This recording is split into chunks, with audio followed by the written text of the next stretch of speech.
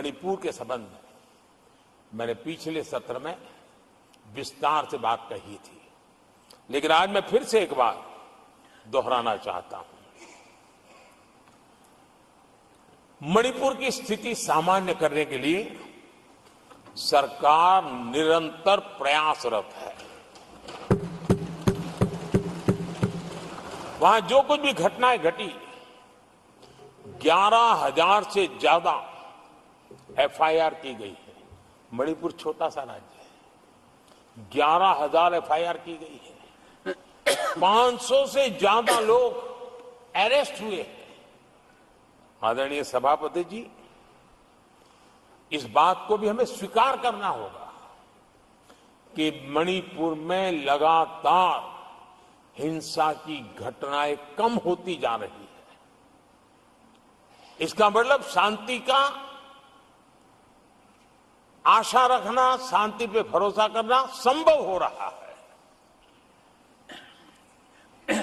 आज मणिपुर के अधिकांश हिस्सों में आम दिनों की तरह स्कूल चल रहे हैं, कॉलेज चल रहे हैं, दफ्तर और दूसरे संस्थान खुले रहे हैं। आदरणीय सभापति जी, मणिपुर में भी जैसे देश के अन्य भागों में परीक्षाएं हुई, वहां भी परीक्षाएं हुई हैं और बच्चों का अपनी विकास यात्रा जारी रखी है। आदरणीय सभापति, केंद्र और राज्य सरकार सभी से बातचीत करके शांति के लिए, सौहार्द रास्ता खोलने के लिए लगातार प्रयास कर रही है। छोटे छोटे इकाइयों को जोड़ करके इन ताने बाने को गूंथना एक बहुत बड़ा काम है और शांतिपूर्ण तरीके से हो रहा है। बीते समय में पहले की सरकारों में ऐसा नहीं हुआ है। गृह मंत्री स्वयं कई दिनों तक वहां रहे हैं, गृह राज्य मंत्री हफ्तों तक वहां रहे हैं और बार बार वहां जाकर के संबंधित लोगों को जोड़ने का प्रयास करते रहे हैं।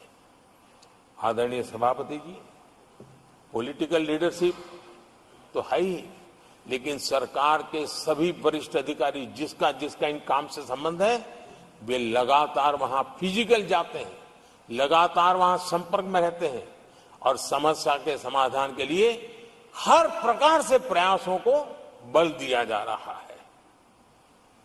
आदरणीय सभापति जी, इस समय मणिपुर में बाढ़ का भी संकट चल रहा है और केंद्र सरकार राज्य सरकार के साथ मिलकर के पूरा सहयोग कर रही है।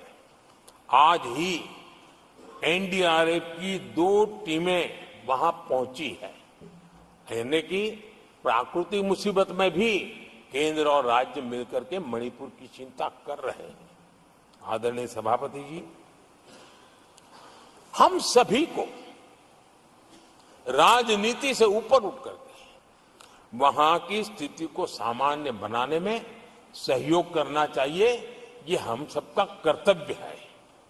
आदरणीय सभापति जी, जो भी तत्व मणिपुर की आग में घी डालने की कोशिश कर रहे हैं, मैं उनसे आगाह करता हूं कि ये हरकतें बंद करें।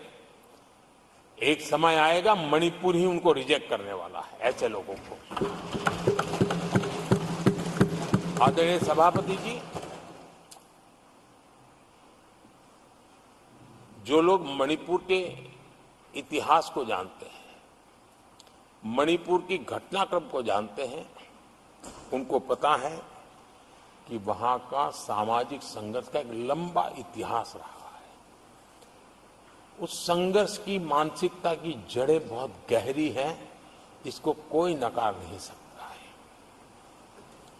और कांग्रेस के लोग ये न भूले कि मणिपुर में इन्हीं कारणों से 10 बार राष्ट्रपति शासन लगाना पड़ा है। इतने छोटे से राज्य में 10 बार प्रेसिडेंशियल रूल लगाना पड़ा है, राष्ट्रपति शासन लगाना पड़ा है। कुछ तो मुसीबतें होगी और ये हमारे कालखंड में नहीं हुआ है, लेकिन फिर भी राजनीतिक फायदा उठाने के लिए वहां पर जिस प्रकार की हरकतें हो रही है, और राष्ट्रपति जी, आदरणीय सभापति जी, मैं इस सदन में देशवासियों को मैं बताना चाहता हूं, 1993 में मणिपुर में ऐसे ही घटनाओं का क्रम चला था और इतना तीव्र चला था, इतना व्यापक चला था, वो 5 साल लगातार चला था। तो ये सारा इतिहास समझ करके हमें बहुत समझदारी के पूर्वक स्थितियों को ठीक करने के लिए प्रयास करना है। जो भी इसमें सहयोग देना चाहते हैं, हर एक का सहयोग भी हम लेना चाहते हैं, लेकिन हम सामान्य स्थिति को बरकरार रखने में, शांति लाने में भरपूर प्रयास कर रहे हैं।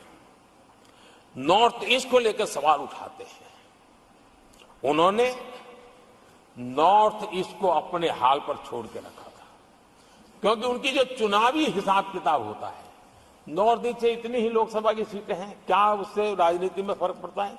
कभी कोई परवाही नहीं, उसे उनके नसीब पर छोड़ दिया था। हम नॉर्थ ईस्ट को आज देश के विकास का एक सशक्त इंजन बनाने की ओर ताकत से लगे। नॉर्थ ईस्ट पूर्वी एशिया के साथ ट्रेड, टूरिज्म और कल्चरल कनेक्टिविटी